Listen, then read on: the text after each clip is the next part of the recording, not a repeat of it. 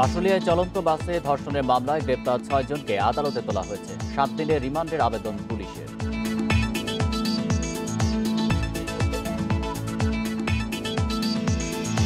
চাঁপাইনবাবগঞ্জে 7 জনের করোনার ভারতীয় ধরন শনাক্তের খবরে আতঙ্ক। খাদ্য সামগ্রী আমদানিও বন্ধ চায় জেলা প্রশাসন।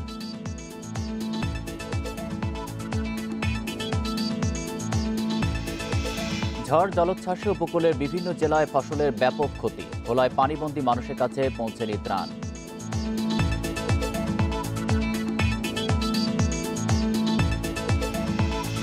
সিলেটে 3.5 ঘন্টার মধ্যে 4 দফা মৃদু ভূমিকম্প। কোনো ক্ষয়ক্ষতি না থাকলেও নগরীতে আতঙ্ক।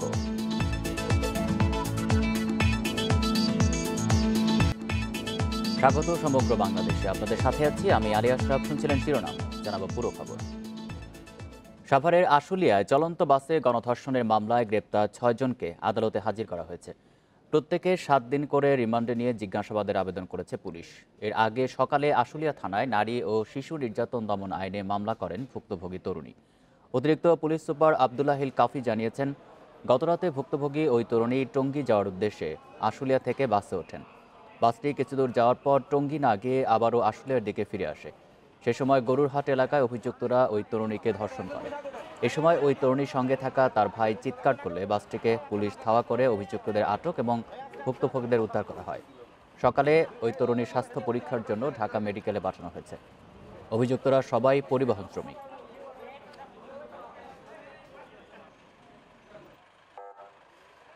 তালবাহানা করে সময় ক্ষেপণ করে নানান দিকে ঘোরাতে থাকে। ঘুরিয়ে যখন নবীনগরের দিকে আসে তখন আমাদের টহল পুলিশের দৃষ্টি আকর্ষিত হয়, কেননা ভিতরে এই ভদ্র মহিলা এবং তার সঙ্গীয় যেই আরেকজন ছিলেন তারা চিৎকার করছিলেন।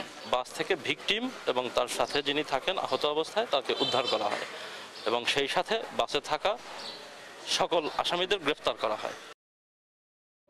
এ বিষয়ে আরো জানাতে সাভার থেকে যোগ দিচ্ছেন সহকর্মী রুবেল আহমেদ। রুবেল, এই বিষয়ে আর কি তথ্য রয়েছে আপনার কাছে? আসামিদের রিমান্ড শুনানি শুরু হয়েছে কিনা? অভিযুক্তকে পুলিশ গতকাল রাতে আটক করেছিল। তাদেরকে কিন্তু সেই ভুক্তভোগী নারীর দায়ের করা মামলায় গ্রেপ্তার দেখিয়ে দুপুর 1:45টার দিকে আশুলিয়া থানা থেকে আদালতে পাঠানো হয়েছে। আপনি জানেন যে আজ শনিবার আদালত বন্ধ রয়েছে, যার কারণে বিশেষ আদালত বসে কিন্তু তাদের রিমান্ড আবেদনের যে শুনানি সেটি অনুষ্ঠিত হবে বলে আশুলিয়া থানার পক্ষ থেকে আমাদেরকে জানানো হয়েছে। এখন পর্যন্ত রিমান্ডের শুনানি হয়নি বলে থানা পুলিশ সূত্রে আমরা জানতে পেরেছি।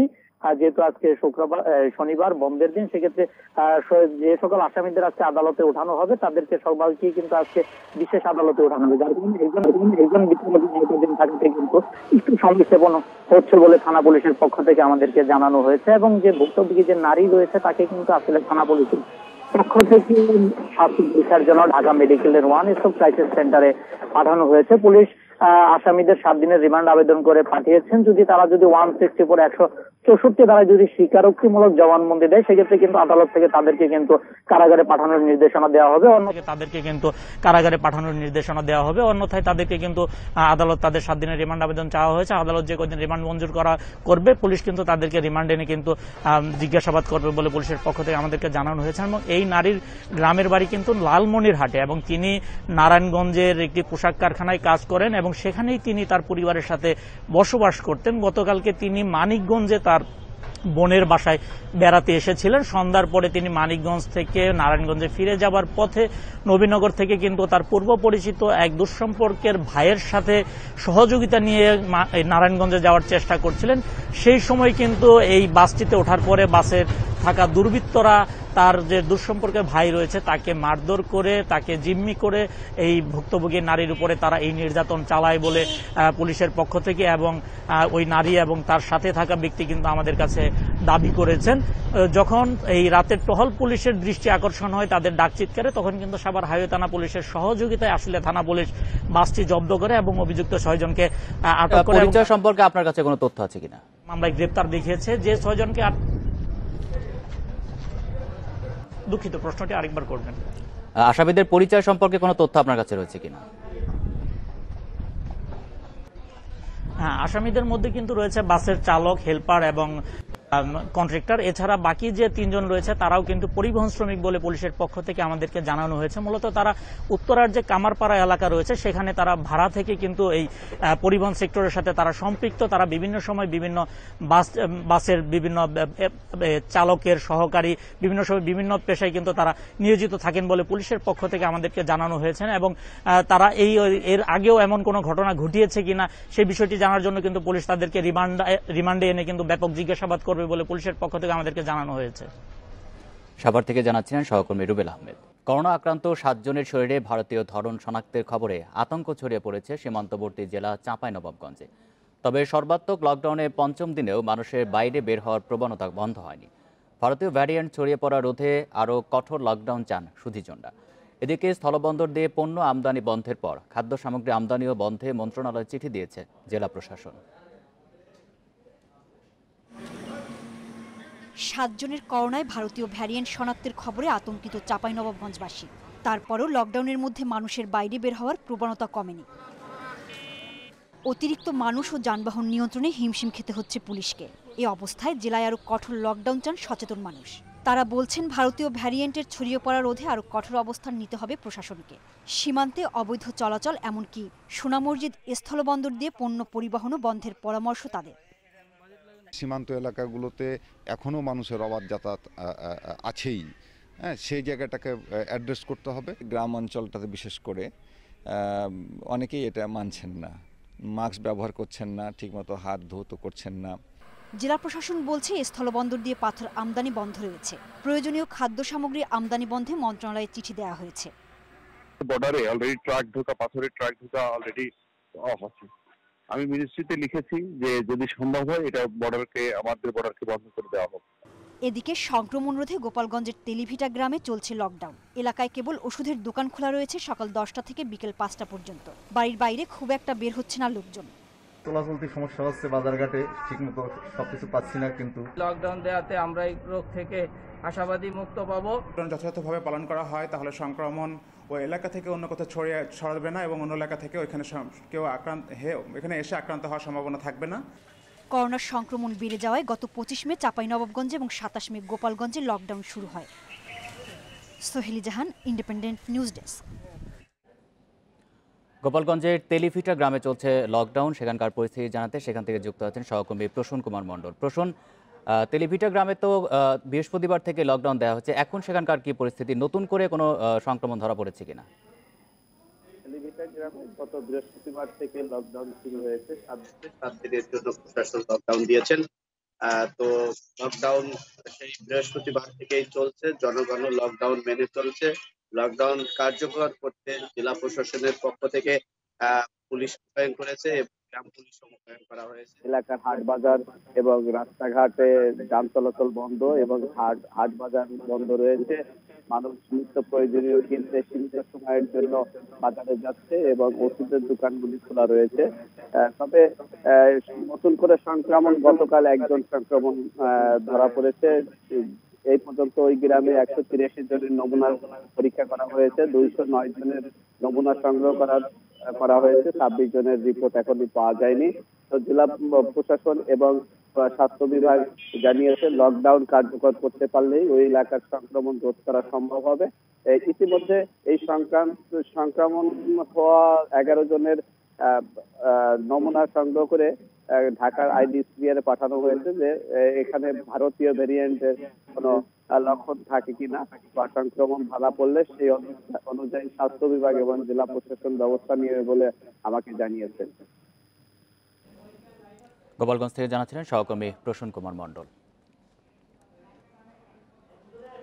নাটোরে করোনা সংক্রমণ বাড়ায় এবার কঠোর অবস্থানে জেলা প্রশাসন। স্বাস্থ্যবিধি না মানা এবং মাস্ক না পরায় বিভিন্ন ব্যবসা প্রতিষ্ঠান ও ব্যক্তিকে জরিমানা করেছে ভ্রাম্যমাণ আদালত। দুপুরে জেলা প্রশাসনের নির্বাহী ম্যাজিস্ট্রেট রনি খাতুনের নেতৃত্বে এই অভিযান পরিচালিত হয়।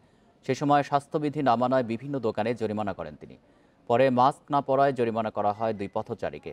করোনা সংক্রমণ না কমা পর্যন্ত অভিযান অব্যাহত থাকবে বলে জানান জেলা প্রশাসক। গতকাল জেলায় 110 জনের নমুনা পরীক্ষায় 48 জনের করোনা শনাক্ত হয়। সংক্রমণের হার 41%।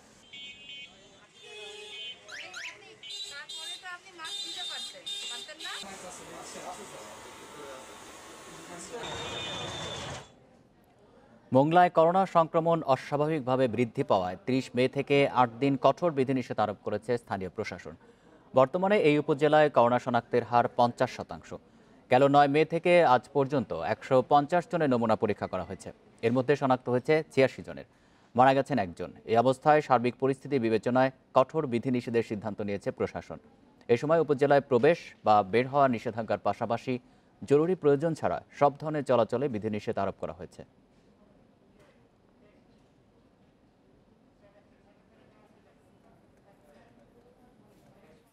আরোপিত আছে, এটা আমরা প্রশাসনের সঙ্গে আলাপ করে এটা কঠোরভাবে পালন করার জন্য জনগণকে আজকের থেকেই আমরা বলছি যে বিধিনিষেধগুলো দেওয়া আছে এটা তারা কঠোরভাবে সবাই পালন করে। বেশ কিছু রোগী পাওয়া গেছে, এই কারণে আমরা পৌরসভায় ঢোকার জন্য বিভিন্ন পয়েন্ট ব্লক করে দিয়েছি, যাতে বিনা প্রয়োজনে মানুষ ঘোরার জন্য পৌরসভার ভিতরে প্রবেশ করতে না পারে। সেই প্রবেশ মুখগুলোতে কিছু ব্যারিকেড এবং পুলিশ, আনসার বা স্বেচ্ছাসেবক অপরাধ থাকবে।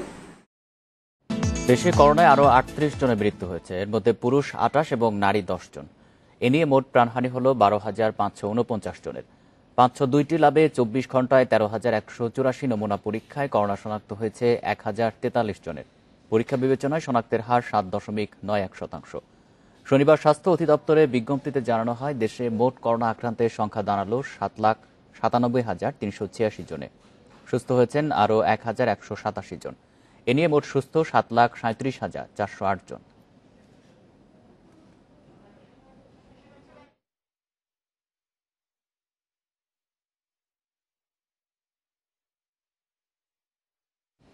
করোনা আক্রান্ত ৭ জনের শরীরে ভারতীয় ধরন শনাক্তের খবরে আতঙ্ক ছড়িয়ে পড়েছে চাঁপাইনবাবগঞ্জে। তবে সর্বাত্মক লকডাউনের পঞ্চম দিনেও মানুষের বাইরে বের হওয়ার প্রবণতা বন্ধ হয়নি। এদিকে স্থলবন্দর দিয়ে পণ্য আমদানি বন্ধের পর খাদ্য সামগ্রী আমদানিও বন্ধে মন্ত্রণালয়ে চিঠি দিয়েছে জেলা প্রশাসন। এ নিয়ে আরও জানাতে যোগ দিচ্ছেন সহকর্মী ফয়সাল মাহমুদ। ফয়সাল, করোনার ভারতীয় ধরন শনাক্ত হওয়ার পর কমিউনিটি ট্রান্সমিশন ঠেকাতে কি ধরনের সতর্কতামূলক ব্যবস্থা নেওয়া হয়েছে জানাবেন, আর জেলায় লকডাউনের এখন কি পরিস্থিতি? জি, শুরুতেই আসলে লকডাউন পরিস্থিতি দিয়ে শুরু করি। আজকে লকডাউনের পঞ্চম দিন। আসলে করোনা সংক্রমণ বেড়ে যাওয়ার কারণে আসলে এই লকডাউন ঘোষণা করতে হয়েছিল। এক সপ্তাহের লকডাউন ঘোষণা করে জেলা প্রশাসন। সেই লকডাউনের আজকে পঞ্চম দিন। এই পঞ্চম দিনে আমরা সকাল থেকেই দেখেছি আসলে পুলিশ এবং প্রশাসনের একটা কঠোর অবস্থান বিভিন্ন সড়কে। আমরা চাঁপাইনবাবগঞ্জ শহর এবং শহরের বাইরে যে 5টি উপজেলা রয়েছে, সেই উপজেলাগুলোতেও আমরা দেখেছি যে পুলিশ বিভিন্ন পয়েন্টে তল্লাশি চালাচ্ছে এবং মানুষ এবং যানবাহনের চলাচল নিয়ন্ত্রণ করছে। এছাড়া জেলা প্রশাসনের 12টি মোবাইল কোর্ট রয়েছে, যেটি একদম সকাল 7টা থেকে কাজ শুরু করে দিয়েছে। এখন পর্যন্ত তারা মাঠেই রয়েছেন।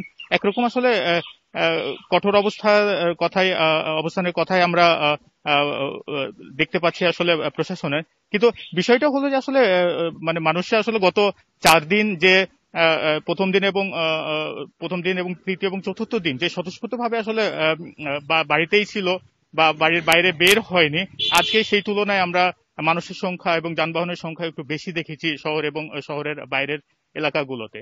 আরো একটি বিষয় বলে রাখি, আসলে কিছুক্ষণ আগেই চাঁপাইনবাবগঞ্জের সিভিল সার্জন জাহিদ নজরুল চৌধুরীর সঙ্গে আমি কথা বললাম। তিনি যেটা বলেছেন যে সর্বশেষ যে করোনার প্রতিবেদন দুপুরেই তিনি হাতে পেয়েছেন, এই ফলাফলে দেখা যাচ্ছে যে 113টি নমুনা পরীক্ষার বিপরীতে আসলে 39 জনের শরীরে করোনার সংক্রমণ পাওয়া গেছে, অর্থাৎ তারা করোনা আক্রান্ত। এটা শনাক্তের হারে তিনি যেটা বলছেন যে 34%, অর্থাৎ যে পরিস্থিতিতে আসলে চাঁপাইনবাবগঞ্জে 62% পর্যন্ত করোনা সংক্রমণ হয়েছিল বলে আসলে এই লকডাউনটা দিতে হয়েছিল। তো সেই পরিস্থিতি থেকে উন্নতি হচ্ছে বলে আমাদের চাঁপাইনবাবগঞ্জের সিভিল সার্জন জানিয়েছেন। আমি আরেকটু যোগ করতে চাই, চাঁপাইনবাবগঞ্জে যিনি জেলা প্রশাসক রয়েছেন, আমরা তার সাথেও কথা বলেছিলাম। যেহেতু ভারতীয় ভ্যারিয়েন্টের শনাক্ত হয়েছে, গণমাধ্যমে এরকম খবর প্রচার হয়েছে, তিনিও জেনেছেন, স্বাস্থ্য বিভাগও জেনেছে। তা আসলে এই ভারতীয় ভ্যারিয়েন্ট শনাক্ত হওয়ার পরে আসলে প্রশাসনিক কি অবস্থানটা, এটা জানার চেষ্টা করেছিলাম। তিনি যেটা বলেছেন যে আসলে লকডাউনের বিকল্প নেই এবং যে স্বাস্থ্যবিধি মানার বিকল্প নেই।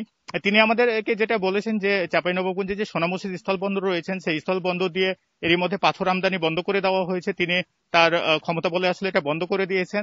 এছাড়াও তিনি অন্যান্য যে পণ্য, পেঁয়াজ সহ, চাল সহ অন্যান্য যে পণ্যগুলো আসা অব্যাহত রয়েছে, সেটাও যাতে বন্ধ করে দেওয়া হয়, সে কারণে আসলে মন্ত্রণালয় প্রস্তাব করেছেন। তিনি যেটা বলছেন যে আসলে এই মুহূর্তে বন্দর পুরোপুরি বন্ধ করে দেওয়ার আর কোনো বিকল্প নেই।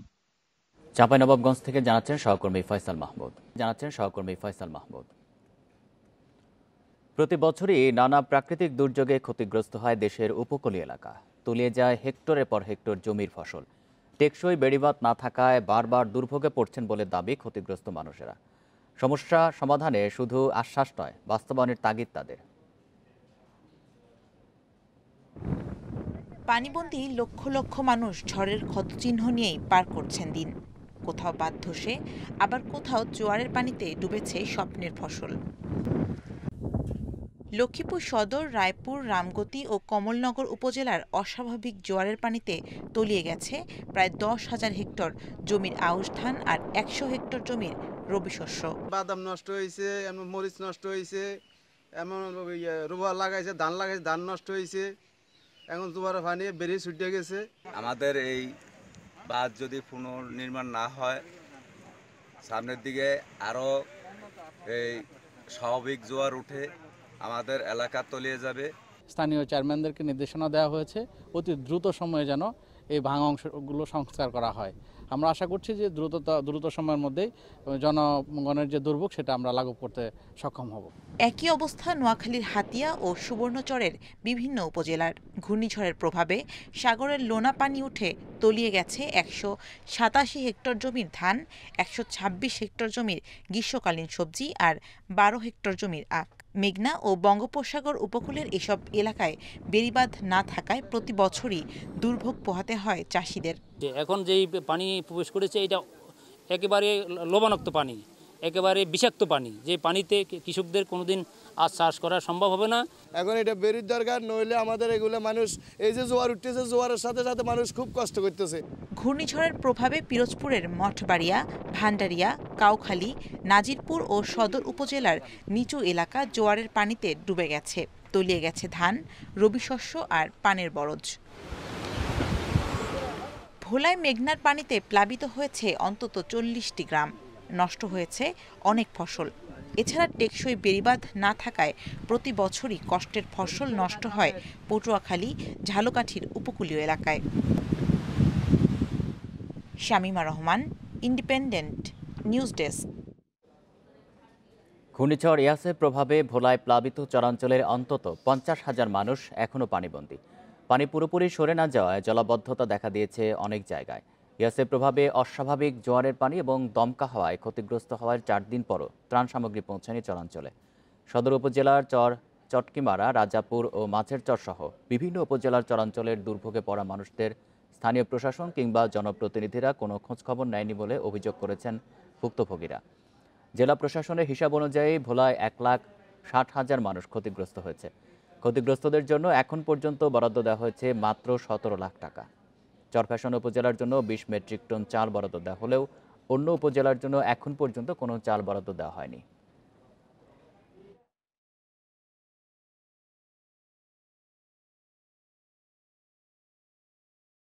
মেম্বার কোন চেয়ারম্যান কোন কোনো সরকারি লোকে আমাকে দেয় না। চটকিমারা সারে পানি উঠছিল, বাচ্চা ফোলাফান লয়াটে আমরা ঘরে বসে আছিলাম। আমাদের কেউ দুগা চাল, ডাল, চিরা মিরা কেউ কিছু দেয় নাই। আমরা ঘরের তোনে বাইরেতে পারি না, ঘরের ভিতরে পানি আছে এখনো। ঘূর্ণিঝড় ইয়াসের প্রভাবে ক্ষয়ক্ষতির আরও খবর জানাতে সাতক্ষীরা ও ভোলা থেকে যোগ দিচ্ছেন সহকর্মীরা। প্রথমেই সাতক্ষীরা থেকে যোগ দিচ্ছেন সহকর্মী আবুল কাশেম। কাশেম, সাতক্ষীরায় কোন কোন এলাকা এখনো জলাবদ্ধতা আছে জানাবেন, বাঁধ মেরামতের কোনো উদ্যোগ নেওয়া হয়েছে কিনা? জলাবদ্ধতার যে খবর রয়েছে সেখান থেকে ধীরে ধীরে বেশ উন্নতি হচ্ছে। আপনি জানেন যে 2.5 লক্ষাধিক মানুষ পানিবন্দী ছিলেন, তার মধ্যে যে 22টি পয়েন্টের বেড়িবাঁধ ভেঙে আসলে এই ব্যাপক এলাকা প্লাবিত হয়েছে, সেই সমস্ত এলাকা থেকে 22টি পয়েন্টের মধ্যে কমপক্ষে 10টি বেড়িবাঁধের পয়েন্ট বেঁধে দেওয়া হয়েছে এবং এই বেড়িবাঁধ বেঁধে দেওয়ার ফলেই সেই সব জায়গায় জোয়ার ভাটা খেলা করছে না। সুতরাং সেই সব ক্ষেত্রে সেই সব এলাকার মানুষজন কিন্তু আসলে পানিবন্দী থেকে ধীরে ধীরে উন্নতি হচ্ছে তাদের। তবে যে সমস্ত এলাকা ব্যাপক জলাবদ্ধ, বিশেষ করে আমি যদি আপনাকে প্রতাপনগর ইউনিয়নের 13টি গ্রামের কথা বলি, এইখানে 4টি বেড়িবাঁধ যে পয়েন্ট রয়েছে কপোতাক্ষ নদের, সেই পয়েন্টগুলো ভেঙে যাওয়ার ফলে ওই এলাকাতে কিন্তু জোয়ার যেহেতু এখনো স্রোত নদীতে বেশ, সে কারণে সেখানে কোনোভাবেই বেড়িবাঁধ নির্মাণ করা সম্ভব হচ্ছে না।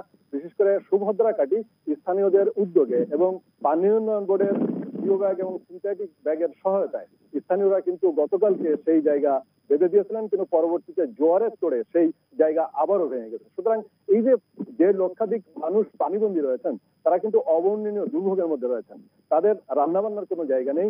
অনেক জায়গা থেকে আমরা খবর পাচ্ছি যে সমস্ত এলাকার মানুষজন নৌকার উপরে রান্না করছেন, অথবা অনেকেই অনাহারে অর্ধাহারে দিন কাটাচ্ছেন। এবং বিশেষ করে আমরা এই বিষয়ে কথা বলেছিলাম জেলা প্রশাসকের সঙ্গে, তিনি আমাদেরকে বলেছেন যে বিশেষ করে শ্যামনগর এবং আশুনি উপজেলায় 40 মেট্রিক টন করে চাল বরাদ্দ দেওয়া হয়েছে এবং চাল এবং ডাল খিচুড়ি পাকিয়ে ওই অঞ্চলের যে ইউনিয়ন পরিষদের চেয়ারম্যানগণ রয়েছেন তারা কিন্তু ওই উপদ্রুত এলাকাতে সরবরাহ করছেন, তবে সেটি প্রয়োজনের তুলনায় খুবই সামান্য। এছাড়া আমি যদি আপনাকে শুকনো খাবারের কথা বলি, জেলা প্রশাসন সূত্রে আমরা যেটা জানতে পেরেছি যে 3800 প্যাকেট শুকনো খাবার কিন্তু ওই অঞ্চলে সরবরাহ করা হচ্ছে। তো ত্রাণ তৎপরতা অব্যাহত রয়েছে, তারপরেও কিন্তু সেটি ওই অঞ্চলের মানুষের জন্য খুবই অপ্রতুল। আর বেড়িবাঁধ সংস্কারের কথা যেটি আপনি বলছিলেন, সেটি হলো যে আমরা সর্বশেষ যে খবর পেয়েছি, পানি উন্নয়ন বোর্ডের কর্মকর্তারা বলছেন যে 12টি পয়েন্ট তারা বেঁধে দিতে সক্ষম হয়েছেন, এই এবং বাকি যে 10টি পয়েন্ট, এই 10টি পয়েন্ট এক্ষুনি বাধা সম্ভব নয় বলে তারা জানিয়েছেন। বিশেষ করে পানির তোড়ে আমাদেরকে কর্মকর্তারা জানিয়েছেন, পানি উন্নয়ন বোর্ডের কর্মকর্তারা, যে তাদের কাছে পর্যাপ্ত জিও ব্যাগ এবং সিনথেটিক ব্যাগ রয়েছে। অচিরেই সেনাবাহিনীর মাধ্যমে হলেও প্রয়োজনে সেই সমস্ত এলাকা তারা দ্রুত সংস্কারের উদ্যোগ নেবেন। আমি যদি আপনাকে ক্ষতির বিষয়টা বললে, আসলে উপকূলীয় এলাকায় কিন্তু যেহেতু কৃষিকাজ হয় না, সেই কারণে কৃষিক্ষেত্রে তেমন ক্ষতি হয়নি, ক্ষতি হয়েছে মৎস্য ক্ষেত্রে। আপনি জানেন যে 6000-এরও বেশি ঘের সেখানে প্লাবিত হয়েছে, প্লাবিত হয়ে 15 কোটি টাকার ক্ষয়ক্ষতি হয়েছে। আমরা কাশেম আপনি থাকবেন আমাদের সাথে, আমরা এবার ভোলার পরিস্থিতি জানবো। সেখান থেকে আমাদের সাথে যুক্ত আছেন সহকর্মী নজরুল হক। নজরুল, জলাবদ্ধ এলাকায় ত্রাণ পৌঁছানোর বিষয়ে প্রশাসনের পক্ষ থেকে কি বলা হচ্ছে, আর সেখানকার সার্বিক পরিস্থিতি জানাবেন। ধন্যবাদ আপনাকে। আমি এই মুহূর্তে আছি ভোলা সদর উপজেলার পশ্চিম ইলিশা ইউনিয়নের পশ্চিম চরপাতা গ্রামে। এটি ভোলা বরিশাল মহাসড়কের পাশের একটি এলাকা। আমি যে বাড়িটিতে দাঁড়িয়ে আছি, এই বাড়িটির নাম সালাম পাটোয়ারির বাড়ি। এই বাড়ির চারদিকেই পানি রয়েছে। আপনি যদি একটু তাকান তাহলে দেখবেন যে এখানে শুধু পানি আর পানি। তাহলে দেখবেন যে এখানে শুধু পানি আর পানি। আমার পেছনে একটি ছোট্ট নদী রয়েছে, নদীটির নাম হচ্ছে জাঙ্গালিয়া নদী। এই নদী থেকেই পানি উঠেছে, কিন্তু পানি এখনো নামেনি। এছাড়া ভোলার আরেকটু কাছের একটি চর চটকিমারা এবং মাঝের চর রাজাপুর, এগুলি সবই সদর উপজেলার চর। এইসব চরাঞ্চলে এখনো পানি রয়েছে। এছাড়া দুর্গম যে চরাঞ্চলগুলো রয়েছে সেখানে আরো বেশি পানি রয়েছে। সেখানে প্রায় 50,000-এর মতো মানুষ এখন দুর্গত অবস্থায় আছে। জেলা প্রশাসনের পক্ষ থেকে এখন পর্যন্ত তেমন কোনো ত্রাণ পৌঁছানো হয়নি। যে 17 লাখ টাকা বরাদ্দ করা হয়েছিল এবং 20 লাখ মেট্রিক টন চাল দেওয়া হয়েছিল, সেগুলো হচ্ছিল ঘূর্ণিঝড় ইয়াস মোকাবেলার জন্য, কিন্তু ঘূর্ণিঝড় পরবর্তী যে ত্রাণ, সে কার্যক্রম তারা এখনো শুরু করতে পারেননি। জেলা ত্রাণ ও পুনর্বাসন কর্মকর্তা আমাকে জানিয়েছেন তাদের কাছে এখন পর্যন্ত নগদ 1,94,00,000 টাকা মজুদ রয়েছে। সেখান থেকে আগামীকাল রোববার অফিস খুললে তারা 1,72,00,000 টাকা প্রাকৃতিক দুর্যোগ মোকাবেলার জন্য বরাদ্দ দেবেন। আমি এখন যে বাড়িটিতে আছিলাম, সেই বাড়ির লোকজনও আমার কাছে অভিযোগ করেছেন যে এখানে তারা এখন পর্যন্ত কোনো ত্রাণ পায়নি। একটি কথা আপনাকে একটু বলে রাখতে চাই, আমি আগে বলেছিলাম যে প্রদীপের নিচে অন্ধকার। এটি হচ্ছে সদর উপজেলা। এই সদর উপজেলার চারপাশে খাল বিল নদী থেকে যেভাবে পানি উঠে বাড়িতে মানুষ আটকা পড়েছে, তার খবর কিন্তু স্থানীয় প্রশাসন রাখেনি। বলতে গেলে এই ব্যাপারে তাদের কোনো মাথা ব্যথাও নেই। অর্থনীতিবিদ অমর্ত্য সেন যে বলেছেন খাদ্যের অভাবের কারণে দুর্ভিক্ষ হয় না, ব্যবস্থাপনার ত্রুটির কারণে দুর্ভিক্ষ হয়, আমরা লক্ষ্য করেছি জেলা প্রশাসনের ব্যবস্থাপনার ত্রুটির কারণে নগদ টাকা এবং চাল থাকা সত্ত্বেও মানুষের কাছে ত্রাণ সামগ্রী গিয়ে পৌঁছে। আপনি প্রশাসনের কারোর সাথে কথা বলেছেন কিনা, কেন ত্রাণ পৌঁছানো এখনো সম্ভব হচ্ছে না, কি বলছেন তারা?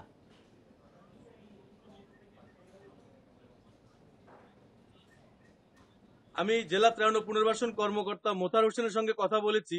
তিনি বলেছেন যে উপজেলা পর্যায় থেকে ক্ষয়ক্ষতির তালিকা নিরূপণ করা হচ্ছে। তারা এখন পর্যন্ত ত্রাণ চেয়ে কোনো প্রকার চাহিদাপত্র দেয়নি। যদি তারা চাহিদা দিত, উপজেলা প্রশাসন যদি বলতো যে আমাদের এত টাকার প্রয়োজন, তাহলে তারা সেখানে সেই পরিমাণ টাকা না হলেও কিছু ত্রাণ এবং নগদ টাকা চাল তারা দিতে পারতেন। কিন্তু উপজেলা পর্যায়গুলো থেকে এখন পর্যন্ত সে ধরনের কোনো চাহিদাপত্র আসেনি। তারপরেও তিনি আমাকে জানিয়েছেন আগামীকাল রোববার থেকে তারা ত্রাণ বিতরণ শুরু করবেন এবং নগদ 1,72,00,000 টাকা এই উপজেলাগুলির জন্য বরাদ্দ করবেন। আর সদর উপজেলার যেগুলো রয়েছে এগুলোকে জেলা প্রশাসন দুর্গত এলাকা হিসেবে এখন পর্যন্ত মনে করছে না, যে কারণে আমার মনে হচ্ছে যে এইসব এলাকার ক্ষতিগ্রস্ত মানুষ আদৌতেই কোনো ত্রাণ পাবে না। সাতক্ষীরা এবং ভোলা থেকে জানাচ্ছেন আমাদের সহকর্মীরা। লক্ষ্মীপুরে বেড়ে চলেছে গ্যাস সিলিন্ডার ব্যবহারকারীর সংখ্যা। চাহিদা বৃদ্ধি পাওয়ায় বেড়েছে যত্রতত্র সিলিন্ডার বিক্রির প্রবণতাও। নিয়ম না মেনে সংরক্ষণ ও বিপণন করায় বাড়ছে দুর্ঘটনার সংখ্যা। স্থানীয়দের অভিযোগ, এ খাতে প্রশাসনের নজরদারি নেই। গ্যাস সিলিন্ডারের চাহিদা বাড়ায় বাজারজাতকারী কোম্পানিগুলোর মধ্যে বেড়েছে প্রতিযোগিতাও। ফলে যেখানে সেখানে মজুত করে সিলিন্ডার বিক্রির প্রবণতা বৃদ্ধি পেয়েছে। শহরের পাড়া মহল্লার মুদি দোকানেও এখন পাওয়া যায় সিলিন্ডার। লক্ষ্মীপুরের 5 উপজেলায় গত 2 বছরে শতাধিক গ্যাস সিলিন্ডার বিস্ফোরণের ঘটনা ঘটেছে। এতে 3 জন নিহত সহ অন্তত 20 জন অগ্নিদগ্ধ হয়। সব হারিয়ে নিঃস্ব হয়েছে অনেক পরিবার। আসলে সিলিন্ডারের গায়ে কোনো নির্ধারিত মেয়াদ নেই যে কত বছর এই সিলিন্ডারটা রাখা যাবে, কত বছর এই সিলিন্ডারটা ব্যবহার করা যাবে। চায়ের দোকানে পাওয়া যায়, তারপরে মুদি দোকানে পাওয়া যায়। এগুলা কোনো নির্ধারিত কোনো একটা জায়গা নাই যে এই জায়গা থেকে নিবে আবার এই মেয়াদ আছে এই সিলিন্ডারটা দেখে নিব আমরা। বিস্ফোরক পরিদপ্তরের লাইসেন্স ছাড়াই ব্যবসা করছে জেলা উপজেলার অনেক দোকান। অনেক দোকানেই নেই অগ্নি নির্বাপনের কোনো ব্যবস্থা। এ নিয়ে প্রশাসনের কোনো নজরদারি না থাকায় দুর্ঘটনা ঝুঁকি বেড়ে যাচ্ছে কয়েক গুণ। আমার আত্মীয় স্বজনের মধ্যেও 2-3 জায়গাতে বিস্ফোরণ হইয়া হাসপাতালে ভর্তি অবস্থা আছেন, মৎস্য অবস্থা। এদের দেখার মতন কেউ নাই, কারণ ওই সিলিন্ডারগুলো আসলে নিম্নমানের। নিয়ম মেনে সঠিক উপায়ে গ্যাস সিলিন্ডার বিক্রি ও ব্যবহার করলে দুর্ঘটনা অনেকটাই রোধ করা যায় বলছে ফায়ার সার্ভিস। প্রশাসন বলছে অবৈধভাবে সিলিন্ডার বিক্রেতাদের বিরুদ্ধে ব্যবস্থা নেওয়া হচ্ছে।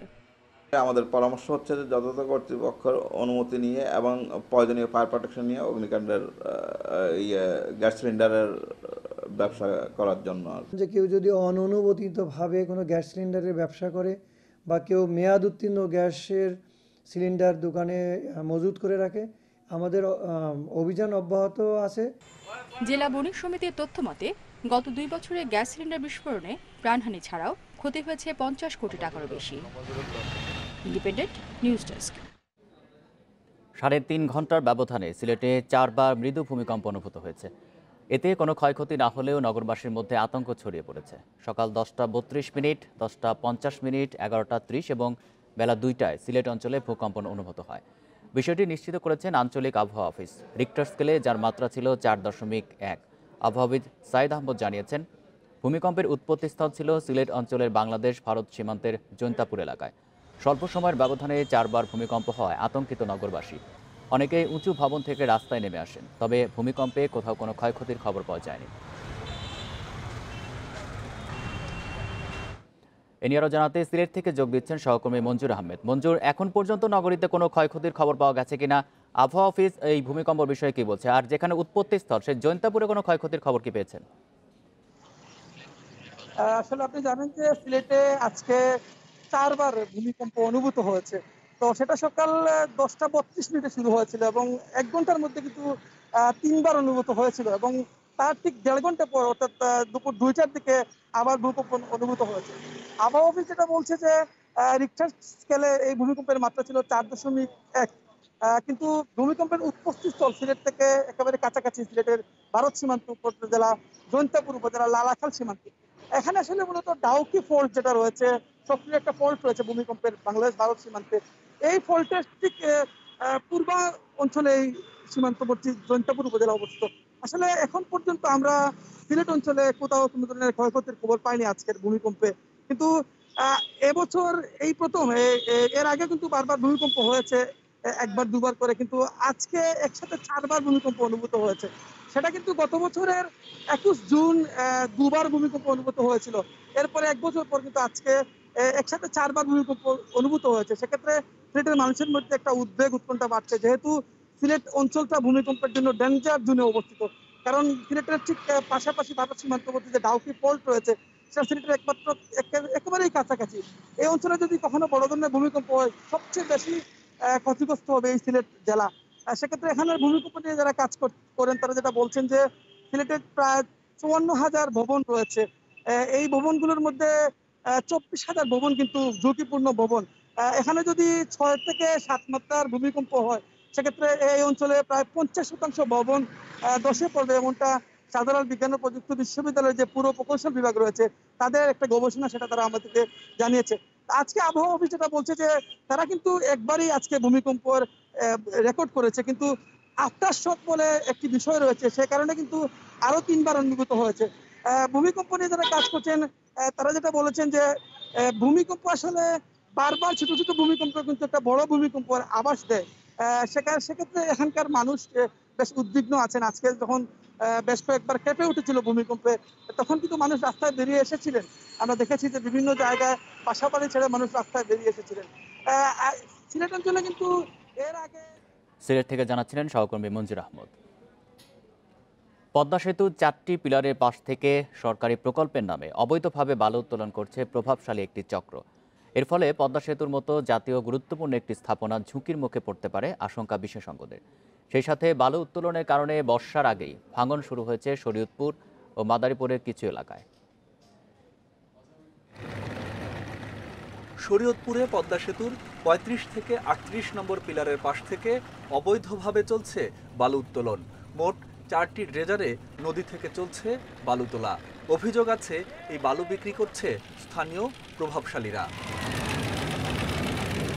খোকন কনস্ট্রাকশন থেকে সাব কন্ট্রাক্ট নিয়ে বালু তোলার কাজ করছে সৈয়দ আবুল বাশার। বালু তুলতে পদ্মা সেতু প্রকল্প কর্তৃপক্ষের অনুমতি আছে এমন দাবি করলেও সেতু কর্তৃপক্ষ তা অস্বীকার করেছে। সেটা আছে, বাইরে দেখাইছি ভাই, ওইভাবে ভাই আমরা ওইভাবে দিতে পারবো না, কারণ দেখেন আপনারা নিয়ে উল্টাপাল্টা নিউজ করবেন।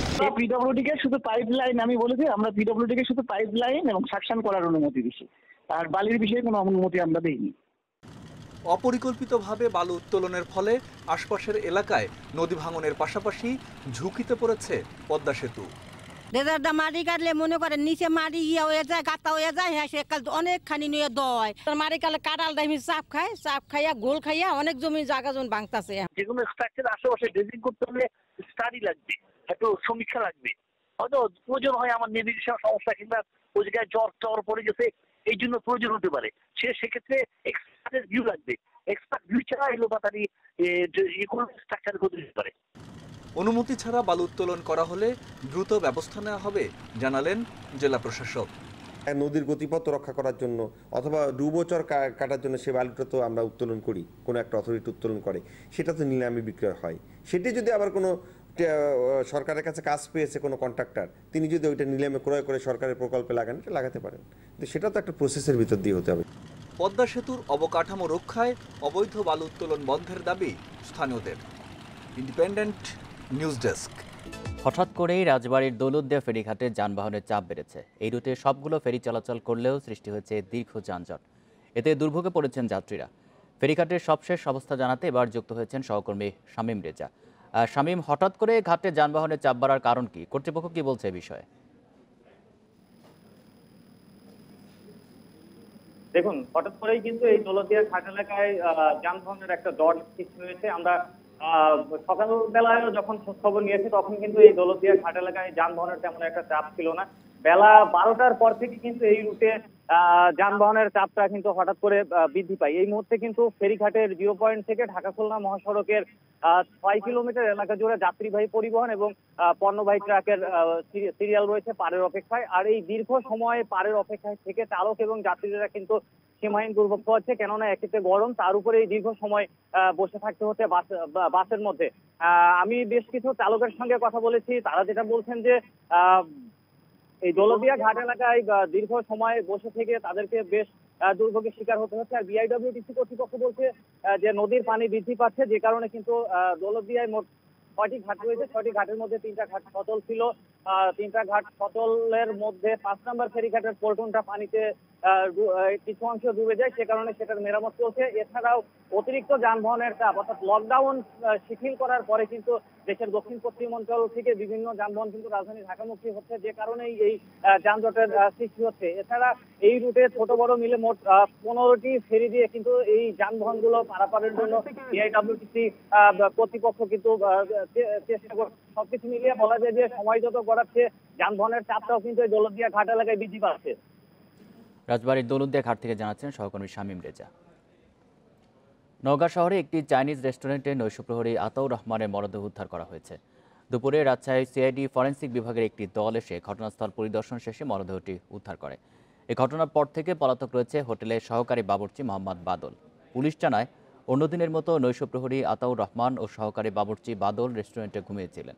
সকালে প্রধান বাবুর্চি সাইফুল ইসলাম রেস্টুরেন্ট তালাবদ্ধ দেখতে পান। সে সময় দরজার বাইরে চাবি পড়ে থাকতে দেখেন তিনি। দরজা খুলে ভেতরে ঢুকে আতাউর রহমানের মরদেহ দেখে পুলিশে খবর দেন তিনি। পরে সিআইডি ফরেনসিক বিভাগের সদস্যরা ঘটনাস্থল পরিদর্শন শেষে মরদেহ মর্গে পাঠান।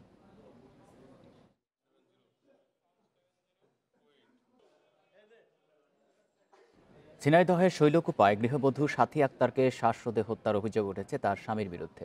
ঘটনার পর থেকে পলাতক রয়েছে তার স্বামী সুজন বিশ্বাস। গতরাতে শৈলকুপা উপজেলার দলিলপুর গ্রাম থেকে ওই গৃহবধূর মরদেহ উদ্ধার করে পুলিশ। রাতে ঘরের মধ্যে সাথীর মরদেহ পড়ে থাকতে দেখে স্বজনরা। পরে পুলিশে খবর দেওয়া হলে মরদেহ উদ্ধার করে ময়নাতদন্তের জন্য সদর হাসপাতাল মর্গে প্রেরণ করা হয়। স্বজনদের অভিযোগ, স্বামী সুজন হোসেন তাকে শ্বাসরোধ করে হত্যা করে পালিয়ে গেছে। গত 6 মাস আগে মাগুরার ঢালপাড়া গ্রামের সুজন বিশ্বাসের সাথে বিয়ে হয় সাথীর।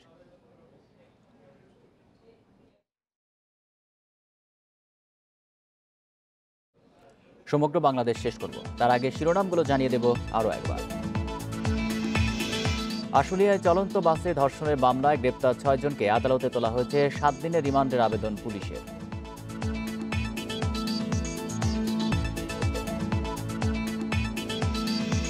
চাঁপাইনবাবগঞ্জে 7 জনের করোনার ভারতীয় ধরন শনাক্তের খবরে আতঙ্ক। খাদ্য সামগ্রী আমদানিও বন্ধ চায় জেলা প্রশাসন।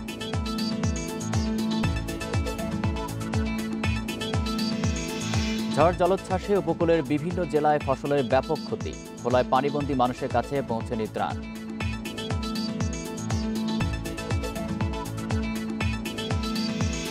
সিলেটে 3.5 ঘন্টার মধ্যে 4 দফা মৃদু ভূমিকম্প। কোনো ক্ষয়ক্ষতি না থাকলেও নগরীতে আতঙ্ক।